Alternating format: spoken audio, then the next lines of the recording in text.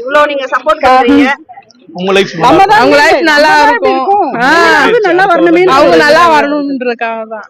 கண்டிப்பா நம்ம கஷ்டப்படுறோம், நீங்களாவது கஷ்டம் இல்லாம இருக்கணும்ல அப்படின்னு இந்த நீட் எழுத சொல்லுவாங்க. இப்ப இவங்க வந்துட்டு இது டஃபா இருந்துச்சு இந்த மாதிரி சொல்லும் போது இதை எப்படி இன்னும் படிச்சா இவங்க வந்து நல்லா எழுதலாம் அப்படின்னு உங்களுக்கு இப்ப தோணும் இல்லையா? ஆமா ஆமா, அது என்ன மாதிரி படிக்கணும்? அது எப்படின்னா இன்னும் கொஞ்சம் நல்லா கோச்சிங் கொடுத்துருக்கணுமோன்னு நினைக்கிறேன். கோச்சிங் அவங்க அங்க படிக்கிறது ஒரு மாதிரி இருக்கு, கொஸ்டின் வந்து அவங்க படிக்கிறது ஒரு மாதிரி இருக்கு, கொஸ்டின் கேட்கறது ஒரு மாதிரி ரொம்ப டஃபா கேட்கற மாதிரி இருக்கு.